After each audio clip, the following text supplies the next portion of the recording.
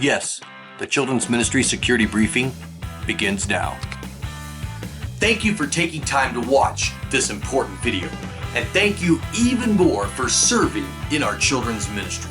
Our mission is that we want every child who comes through our doors to feel love, come to know Christ, and to find a place where they can grow through fun and life-changing experiences. However, we have a responsibility to do this in an environment that is both safe and secure.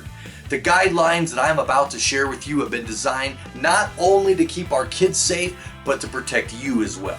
We not only want to prevent any negative situation from occurring with our children, but also to protect our volunteers from any false accusations which can be the result of not following these guidelines. What I'm about to share with you are not just tips. They are not suggestions. They are guidelines that must be followed by every volunteer in our children's ministry. Failure to follow these guidelines can result in a volunteer being lovingly and graciously asked to serve in another ministry of the church, where the risk to kids, volunteers, and liability to the church as a whole is not as high.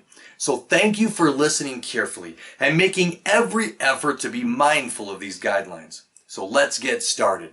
The first is probably the most important, and it is what we simply call the never alone policy. Under no circumstances are you ever to allow a situation where you are alone with a child. Should you ever find a situation developing where you would be alone with a child, you should do whatever it takes to prevent this from happening. For example, perhaps kids are being picked up and there'll soon be only one child left and the other volunteer says they have to leave. You should ask that volunteer to stay, or ask a parent to stay, or move with the last child out into the hallway as you wait for the final parent so that you are around other adults. The point is, you do whatever it takes to make sure you are never alone with a child. Always make sure that there are at least two adults and that you are in clear view of other adults whenever you are with children. This is not only for the protection of the children so that they are never at risk, but it is also to protect you and make it impossible for you to ever be accused of inappropriate conduct with a child. There can never be any exceptions to this rule. I am sure you have heard of tragic situations in the news involving staff or volunteers at churches acting inappropriately with children. In those stories, this rule has always been broken. That is why no exceptions can ever be made and why we must take action if this rule is violated. Thank you for taking this seriously. Next is the principle of appropriate touch. As we interact with children, we must always be wise in our physical contact.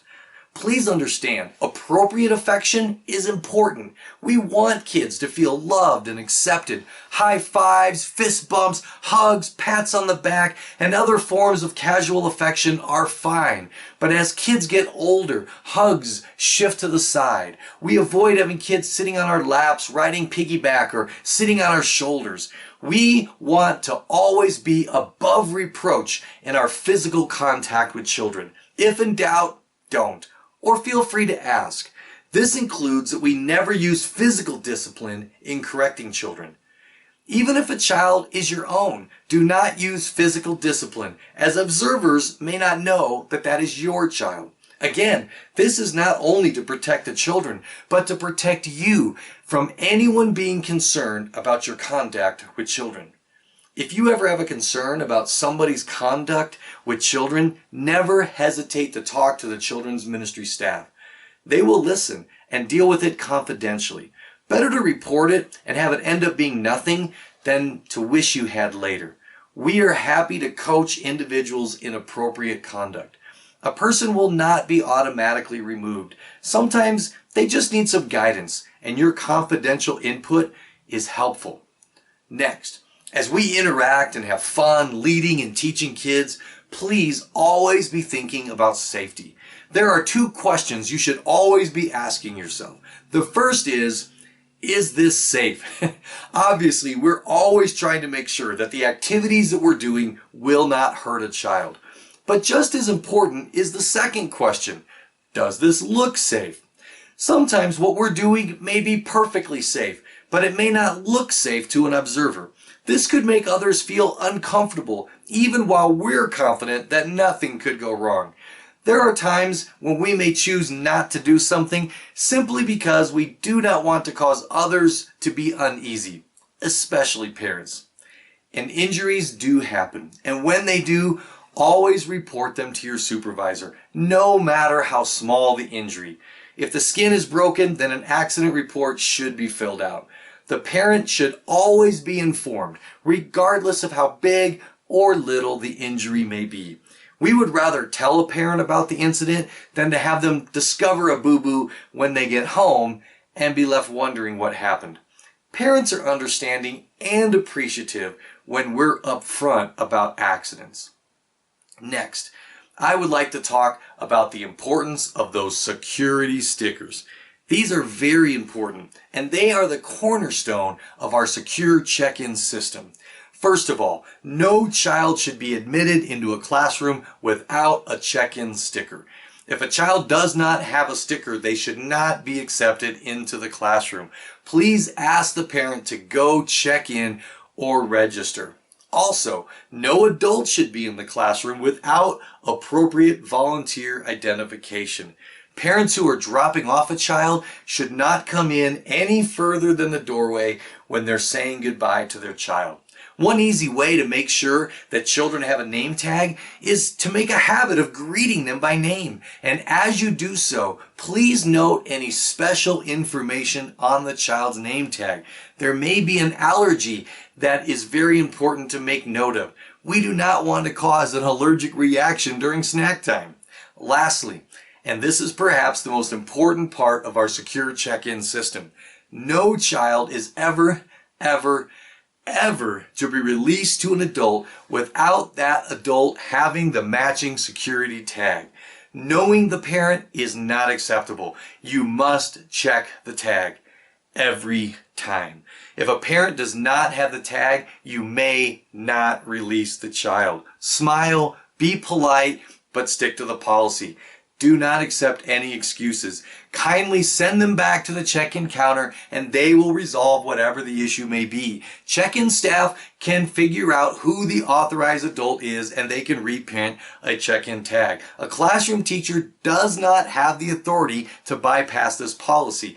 Only the check-in counter staff can do this. Again, this is for your protection as well as the child.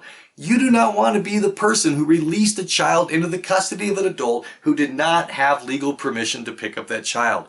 Yes, this can be awkward and inconvenient, but it's far less awkward than finding out later that you were used by someone to take a child illegally.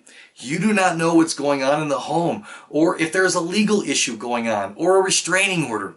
You know, churches are one of the primary places that children are abducted by an estranged parent because churches too often value friendliness over security. We will not make that mistake. I don't mean to frighten you, but it only takes one lawsuit to close the doors of a church. I take that back. It doesn't hurt to be a little frightened. We have to have a sober understanding of the seriousness of this issue. Obviously, these situations are rare, but once we start making exceptions on an individual basis based on personal knowledge of a family, we open ourselves up to being vulnerable. So we have to follow this policy across the board every time to protect every child. Let me also mention something about building security. Once in a while, you may have somebody trying to enter the building through a side door into a children's ministry room. Never permit such a shortcut, even if you know the person. Simply motion or ask them to go around the building and enter through a main entrance. Lastly, I want to encourage you to count. As a children's ministry leader, you should always know the number of children who are under your care. Constantly be counting as children are regularly being added to your room. In the case of an emergency, you will not have time to count during an evacuation. So you'll want to know how many kids are in your care at all times, especially if you're transporting children to another location during class time. Count before you go Stop and count in the middle of transition. Count again when you reach your destination. And do the same thing on the way back. With preschoolers who love to count, you just have fun with it.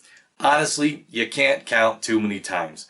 A leader should be able to ask you how many kids you have in your class at any time, and you should be able to answer. Well, thank you for your focused attention to these important details. I know this is a lot to digest. Let me encourage you to re-watch this video so you are familiar with these guidelines. You are responsible to know and follow them. Make sure you also have read and signed our children's ministry policy, which goes into much greater detail. In closing, when parents drop their children off in our children's ministry programs, they are entrusting us with their greatest treasure. We need to accept that trust with the highest sense of stewardship and take it seriously. Children's ministry is incredibly fun, and yet it is super serious business too. Thank you for the love and care and heart and preparation and effort and creativity and seriousness that you put into ministering to the kids who come to our church. Let's work together to provide a loving, safe, and secure place where kids can come to know Jesus and grow in their knowledge of Him. Yes, the Children's Ministry Security Briefing has concluded.